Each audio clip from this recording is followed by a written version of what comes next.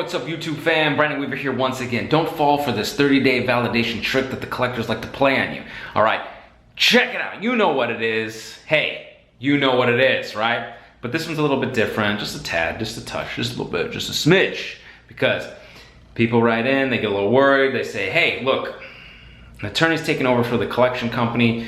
Can I send them my validation letter? They sent me a letter saying, I have 30 days to dispute this or they will assume this is valid. What do you mean you'll assume this is valid?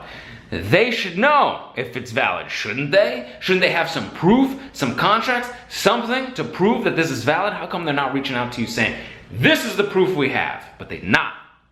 So you can send them your collection validation letter. Don't fall for this trick thinking that this is true, 100% accurate and validated and verified.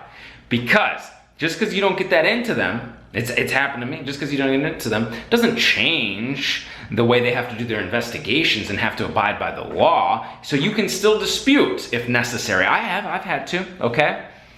So you can do this for yourself. 609creditrepair.com. We can do the work for the awesomelifegroup.com. And I'll tell you what, you know, I'm fortunate, something terrible, you know, the bad credit and the knee surgeries and the hip surgeries for myself, all this negative stuff, and it turned into positive. Yes, sure.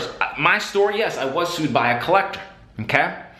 Yes, an attorney and all this stuff, and they had their attorney, and you know what? I was fortunate enough. I sought out, got my own consumer protection attorney, and he was able to teach me a lot of this stuff and learn a lot about this information, and he asked for documentation, signed contracts, how they store their data, their computer system, all this stuff, right?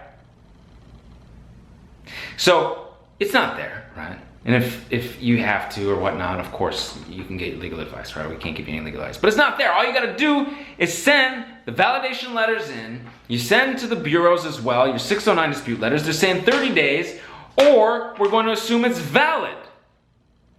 What you mean you're gonna assume it's valid? You need some proof, okay? Some verifiable proof, all right? So if this video helped you out, please give a thumbs up. Hit that subscribe, button. Yep, that bell for notifications for when I go live.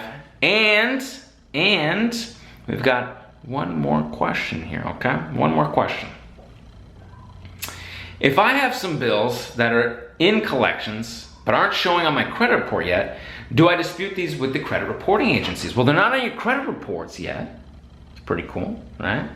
So you may not have to go ahead. I mean, you can, obviously. You can't send the letter into dispute with the bureaus, right? You may not want to do that. But what you can do, they're with the collectors, you know it's coming down, right? You could send your validation letters to push on them already, because sometimes you'll get them to push back, step back right away and say, okay, yeah, we're ceasing all activity and all this good stuff, okay? That's a possibility for you.